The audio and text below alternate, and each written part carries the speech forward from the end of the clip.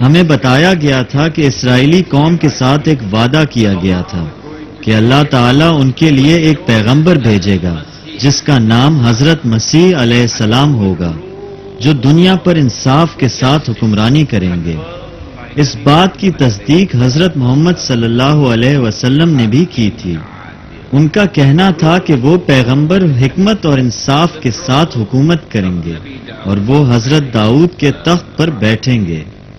بنی اسرائیل نے اس بات کا مطلب یہ نکالا کہ اگر اس مسیح کا وعدے کے مطابق ظہور ہوا تو اس کے بعد تمام معاملات طے ہو جائیں گے۔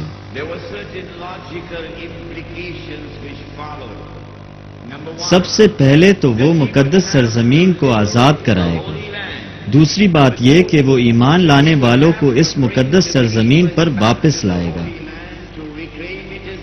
تیسری بات یہ کہ وہ مسیحا اسرائیلی ریاست کو دوبارہ قائم کرے گا جس کی بنیاد حضرت داؤد علیہ السلام اور حضرت سلیمان علیہ السلام نے رکھی تھی۔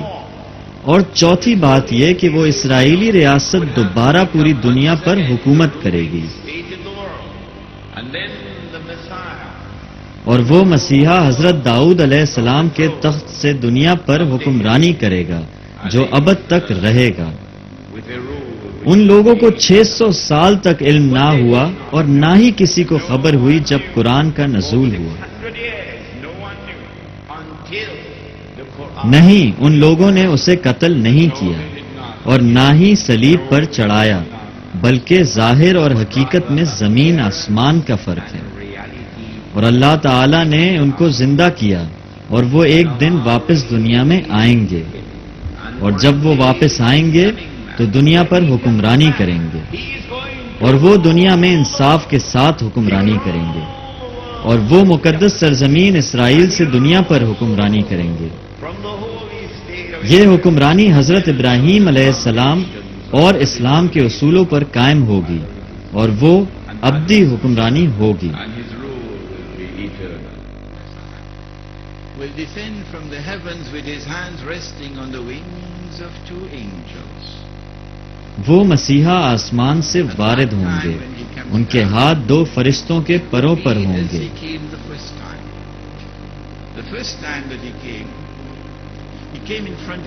اس وقت جب وہ آئیں گے تو ایسا ہی ہوگا جیسا کہ وہ پہلی مرتبہ آئے تھے۔ وہ جب پہلی مرتبہ آئے تھے تو اپنے بھائی جان کے سامنے آئے تھے اور انہوں نے بتایا کہ یہ وہ انسان ہے جس کا سب انتظار کر رہے تھے اور وہ مسیحا ہیں۔ اسی طریقے سے ان کو پہچانا گیا تھا۔ اسی طرح تاریخ اپنے آپ کو ایک مرتبہ پھر سے دہرائے گی۔ جب وہ واپس آئیں گے تو وہ ایک ایسے فرد سے پہلے آئیں گے جو دنیاوی لیڈر ہوگا، جبکہ حضرت مریم علیہ السلام کا فرزند آخرت تک روحانی رہنما ہوگا۔ اس فرد کو راست باز لیڈر کہا جاتا ہے، اور امام کا مطلب لیڈر ہوتا ہے، اور مہدی کا مطلب رہنمائی پانے والا۔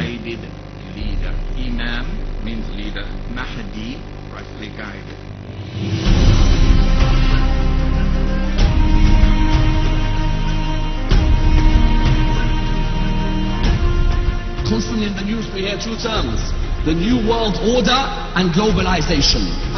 خبروں میں ہم بار بار 2 چیزیں دیکھتے ہیں، نیو ورلڈ آرڈر اور گلوبلائزیشن۔ آپ نے کئی مرتبہ یہ الفاظ سنے ہوں گے، نیو ورلڈ آرڈر، گلوبلائزیشن۔ دونوں الفاظ انسان کی ترقی سے متعلق ہیں اور میل ملاپ کے بارے میں ہیں۔ یہ دنیا بہت چھوٹی ہو گئی ہے، اب آپ، میں اور مجھ میں دوری صرف 6 ڈگری تک کی ہے۔ اس ماحول میں جب نیو ورلڈ آرڈر کا ذکر ہو رہا ہے، کیا یہ ورلڈ آرڈر امام مہدی کی آمد کے لیے راہ ہموار کر رہا ہے، یا پھر یہ لوگ امام مہدی کے پیغام کو ختم کرنے کے لیے سرگرم ہیں؟ آپ جب نیو ورلڈ آرڈر کے بارے میں پڑھتے ہیں تو آپ یہ سمجھ لیں کہ مادی طور پر گلوبلائزیشن ایک حقیقت ہے، لیکن روحانی حوالے سے اس پر بحث ہونی چاہیے۔ نیو ورلڈ آرڈر تو کئی مواقع پر حضرت امام مہدی علیہ السلام کے پیغام کو مسخ کرنے میں مصروف نظر آتا ہے۔ اس کا مظاہرہ ہم میڈیا میں دیکھ سکتے ہیں، جس کے ذریعے یہودی اور عیسائی مذہب کے خلاف مہم جاری ہے۔ آپ کو ہر لیول پر کیا نظر آتا ہے؟ آج کل آپ کو ایک خیالی دنیا کے بارے میں بحث سننے کو ملے گی. مذاہب کو ماننے والے لوگ یقین رکھتے ہیں کہ ایک دن ایسی ریاست وجود میں آئے گی جس میں انصاف ہوگا. اگر آپ ہندوازم، عیسائیت، آتش پرستوں، یہودی مذہب اور اسلامی فلسفے کو اسٹڈی کریں تو آپ دیکھ سکتے ہیں کہ یہ سب مذاہب ایک آئیڈیل مذہبی ریاست کے قیام کی بات کرتے ہیں. ایک ایسی ریاست جہاں پر غربت نہیں ہوگی، جہاں مصیبتیں نہیں ہوں گی، اور اس ریاست میں مذہبی شخصیت خدا کی محبوب قوم کو کامیابی دلائے گا. اگر آپ مذہب اسلام کو دیکھیں اور اس کے ہر فرقے نے حضرت مہدی علیہ السلام کے بارے میں کہا ہے کہ وہ ایک مثالی ریاست قائم کریں گے. یہ بحث موجودہ زمانے سے متعلق ہے. یہ تاریخی کیوں نہیں ہے؟ کیونکہ حضرت مہدی پر یقین رکھنا ہر مسلمان پر فرض ہے، اور انہیں اپنے عقیدے کے مطابق یقین ہے کہ وہ مسیحا حضرت مہدی ہی ہوں گے. کچھ لوگ کہتے ہیں کہ حضرت مہدی پیدا ہو چکے ہیں، اور کچھ کا کہنا ہے کہ وہ ابھی پیدا نہیں ہوئے. لیکن آپ اس حقیقت کو جان لیں کہ وہ اس زمین پر انصاف قائم کریں گے. یہی وجہ ہے کہ ہمیں ہر سال کانفرنسز منعقد کرنی چاہیے جہاں ہم تمام فقہ کے مسلم اسکالرز کو شرکت کی دعوت دیں اور اپنے ساتھ بٹھا کر حضرت امام مہدی علیہ السلام کی آمد کے بارے میں تبادلہ خیال کر سکیں.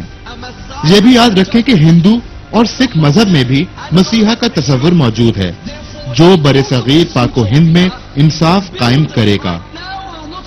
اور جب ہم آئیڈیل ریاست کی بات کرتے ہیں تو اس کے معماروں میں صرف مسلمان شامل نہیں ہیں. اس کے خواہش مندوں میں ہر وہ انسان شامل ہے جو اس جہاں میں مذہبی اقدار کا فروغ چاہتا ہے.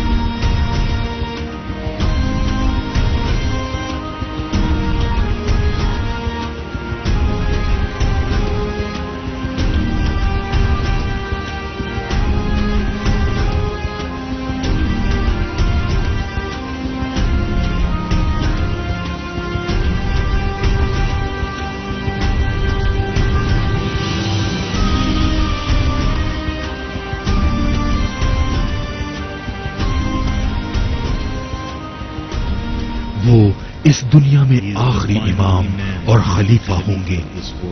وہ اینٹی کرائسٹ دجال کے مقابلے کے لیے ایک فوج تیار کریں گے.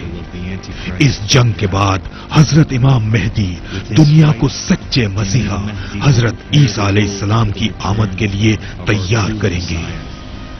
زمانہ قدیم سے اس دنیا میں دو سسٹم موجود رہے ہیں جن کی مدد سے ہماری دنیا کے معاملات چلانے کے لیے راہیں متعین کی گئی ہیں. فرعونوں کا سسٹم اور سچائی کا راستہ. ان دونوں سسٹمز کی ترویج و ترقی میں دو مختلف انسانی نسلوں نے کردار ادا کیا ہے. فرعون کی نسل جو ریمزس سے لے کر برطانیہ اور امریکہ کے حکمران طبقے سے جا ملتی ہے، اور دوسری نسل وہ ہے جس نے ماضی کی جنگیں جیتی اور مستقبل میں بھی استحصالی قوتوں کے خلاف جنگ میں فتح حاصل کرے گی.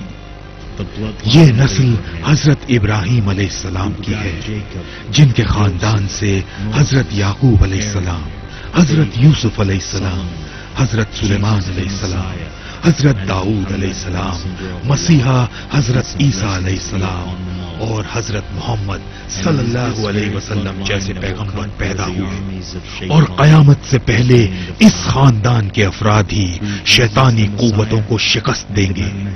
حضرت امام مہدی علیہ السلام اور حضرت مسیح علیہ السلام کا تعلق حضرت ابراہیم علیہ السلام کی نسل سے ہے، جو فرعونوں کی نسل کے لیڈروں سے جنگ کریں گے۔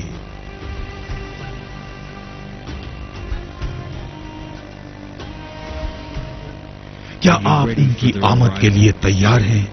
کیا آپ ہمارے عہد کی بڑی جنگوں کے لیے تیار ہیں؟